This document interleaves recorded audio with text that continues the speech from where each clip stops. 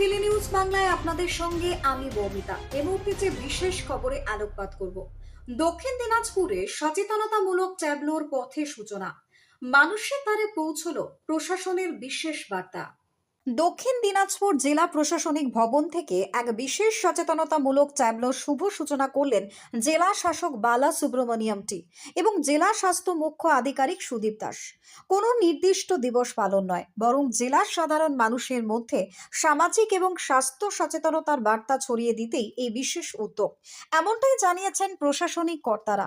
ট্যাবলোটি আগামী কয়েকদিনে জেলার বিভিন্ন ব্লক, বাজার এলাকা এবং জনবহুল অঞ্চলে ঘুরে ঘুরে স্বাস্থ্যবিধি, পুষ্টি, সরকারি স্বাস্থ্য পরিষেবা, জনকল্যাণমূলক প্রকল্প এবং সামাজিক দায়বদ্ধতা সম্পর্কে তথ্য প্রচার করবে।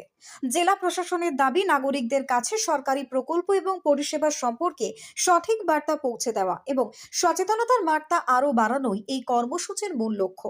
উদ্বোধনী অনুষ্ঠানে উপস্থিত বিভিন্ন দপ্তরের আধিকারিকরাও এই উদ্যোগকে প্রশংসা করেন এবং বলেন, ট্যাবলোর মাধ্যমে সাধারণ মানুষ আরও কার্যকরভাবে গুরুত্বপূর্ণ তথ্য লাভ করবেন। Bureau report, Hili news Bangla. কোথায় কোথায় যাবে, কি কি প্রোগ্রাম রয়েছে? আজকে তো এই ওয়ার্ল্ড এইডস ডে পালন করার জন্য আমরা ট্যাবলোটা উদ্বোধন হয়েছে, এখান থেকে রওনা দিচ্ছে খেমর সাহেবের উদ্যোগে। এটাকে আমরা জেলাতে বিভিন্ন জায়গাতে যাবে।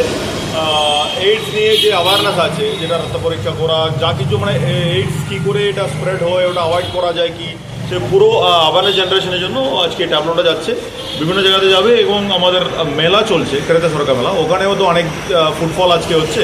সো ক্রেতা সরকার মেলাতেও এই গাড়ি যাবে আর বিভিন্ন জায়গাতে শহরে ঘুরবে এবং গোটা জেলাতেই অ্যাওয়ারনেস জেনারেশনের জন্য এটা গাড়ি ঘুরবে।